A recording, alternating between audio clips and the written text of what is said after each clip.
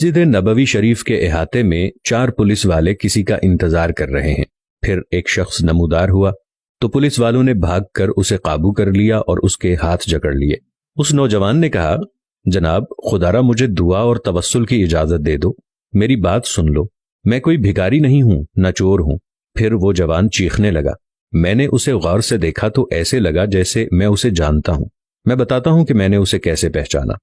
दरअसल मैंने उसे कितनी ही बार बारगाहे रिसालत सल्लल्लाहु अलैहि वसल्लम में रोते हुए देखा था। ये एक अल्बानवी नौजवान था जिसकी उम्र 35 या 36 साल के दरमियान थी। उसके सुनहरी बाल और हल्की सी दाढ़ी थी। मैंने जुर्रत करके पुलिस वालों से कहा, जब इसका कोई जुर्म नहीं है तो तुम इसके साथ ऐसा सलूक क्यों कर रहे हो? आखिर क्या इल्जाम है इस पर? उन्होंने मुझे सख्ती से कहा, अरे ओ तुर्क, तू पीछे हट, इस मामले में बोलने का तुझे कोई हक नहीं। लेकिन मैंने फिर से कहा, आखिर इसका तुम्हारे साथ क्या मसला है? क्या इसने कोई चोरी की है या कोई जुर्म किया है? बताओ तो सही। एक सिपाही ने कहा, नहीं, ये बंदा 6 साल से इधर मदीना शरीफ में रह रहा है, लेकिन इसका ये क़याम गैर कानूनी है। हम इसे पकड़कर वापस इसके मुल्क भेजना चाहते हैं, लेकिन ये हर दफा हमें चकमा देकर भाग जाता है और जाकर रोज़ा रसूल में पनाह ले लेता है, और हम इसे हद्दे अदब के बायस अंदर जाकर गिरफ्तार नहीं करना चाहते थे। मैंने मुस्तरिब होकर पूछा, तो अब इसके साथ क्या करोगे? कहने लगे, हम इसे पकड़कर जहाज पर बिठाएंगे और वापस अल्बानिया भेज देंगे। वो नौजवान था कि मुसलसल रोए जा रहा था और कह रहा था कि क्या हो जाएगा अगर तुम मुझे छोड़ दोगे तो? देखो, मैं कोई चोर नहीं हूं, मैं तो किसी से भीख नहीं मांगता, मैं तो इधर बस मोहब्बत रसूल में रह रहा हूं। पुलिस वालों ने कहा, नहीं, ऐसा जायज नहीं, तुम्हारा क़याम गैर कानूनी है। नौजवान ने कहा कि अच्छा, मुझे जरा आराम से रसूलुल्लाह सल्लल्लाहु अलैहि वसल्लम से एक अर्ज कर लेने दो। फिर नौजवान ने अपना मुंह गुंबद खजरा की जानिब कर लिया।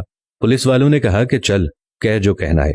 नौजवान ने मोहब्बत भरी नजरों से गुंबद खजरा की तरफ देखा और जो कुछ अरबी में कहा वो नौजवान कह रहा था, या रसूल अल्लाह, क्या हमारे दरमियान इत्तेफाक नहीं हुआ था? क्या मैंने अपने माँ बाप को नहीं छोड़ा? क्या अपनी दुकान बंद करके यहाँ नहीं आ गया? और मैं ये अहद करके यहाँ नहीं आया था कि आपके जवारे रहमत में रहा करूंगा? हुजूर, अब आप देख लीजिए, ये मुझे यहाँ रहने नहीं दे रहे। या रसूल अल्लाह, आप मुदाखलत क्यों नहीं फरमाते? रोते रोते नौजवान बेहाल होने लगा। उसकी हिचकी बंध गई, पूरा चेहरा आंसुओं में डूब डूब गया। उसका ये हाल देखकर पुलिस वाले ने जरा ढील दी और नौजवान नीचे गिर गया। इसी असना में एक पुलिस वाले ने उसे ठुड्डा मारते हुए कहा, ओ धोखेबाज, उठ, हम तुम्हें अभी डिपोर्ट करेंगे।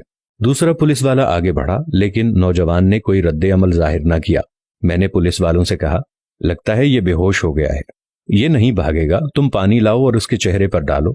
उसके चेहरे पर पानी डालने के बावजूद नौजवान कोई हरकत नहीं कर रहा था। पुलिस वाले घबरा गए। एक ने कहा, इसे देखो तो सही, कहीं ये मर ही ना गया हो। दूसरा पुलिस वाला कहने लगा, इसे हमने कौन सी ऐसी जरब लगाई है जिससे ये मर जाएगा? फिर उन्होंने एम्बुलेंस वालों को फोन किया। वो उधर सामने वाले 7 नंबर गेट से एक एम्बुलेंस ले आए।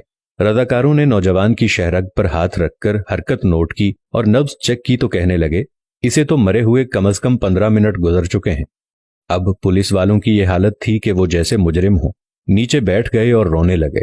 वो मंजर भी देखने वाला था। उनमें से एक तो अपने दोनों जानुओं पर हाथ मारते हुए कहता था, हाय, हमारे हाथ क्यों न टूट गए।